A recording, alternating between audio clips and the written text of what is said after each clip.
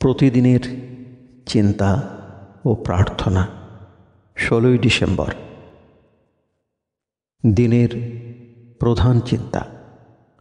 যখন আমরা অন্তর্গভীরে প্রতিষ্ঠিত হইয়া জীবন আরম্ভ করি, তখনই আমাদের উচ্চতম সিদ্ধি লাভ হয়। মুখস্থ করা যায়। তুচ্ছ ধূলিকণা সম সন্দেহ মনের, আনিবে টানিয়া আরও কত সন্দেহের মেঘ।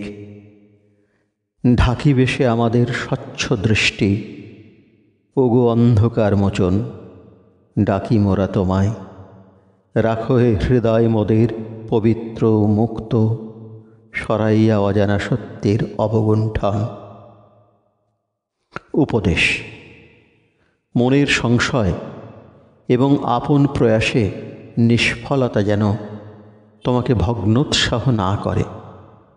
তুমি যদি অন্তরাত্মার সঙ্গে যোগ রাখিয়া তাহারই দিকে স্থির চক্ষু হইয়া থাকো, তবে তোমার সকল অভাব অসম্পূর্ণতা দূর হইয়া যাইবে।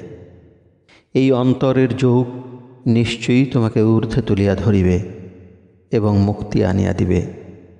অন্তরের দিব্যদৃষ্টি কখনো তুমি হারাইও না, অথবা অন্তর্নিবাসী পথ প্রদর্শকের প্রতি বিমুখ হইও না।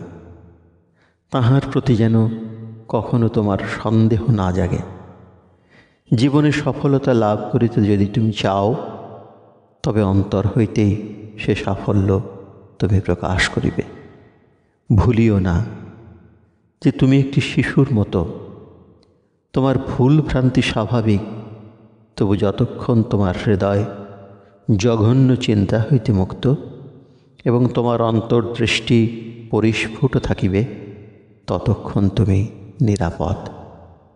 ওই দৃষ্টি শুধু চাহিলেই পাওয়া যায় না, তাহাকে অন্তরের মধ্যে চালাইতে হয়। আরও ভালো কথা এই যে তাহাকে অনাবৃত করিতে হয়, কারণ তাহা অহরহ ভিতরে জ্বলিতেছে, যদিও তাহা আমাদের চোখে পড়ে না। প্রার্থনা। আমার বহির্দৃষ্টি যেন পরিস্ফুট এবং আমার অন্তর্দৃষ্টি সুদূর প্রসারী হয়। অন্তরের মধ্যেই যেন আমি আমার সকল জ্ঞান এবং অনুপ্রেরণা খুঁজি। অন্তরের পথ প্রদর্শক যেন আমাকে চালিত করেন। আমি যেন আমার আত্মার গুপ্ত আলোয় উদ্ভাসিত হইয়া পথে চলি।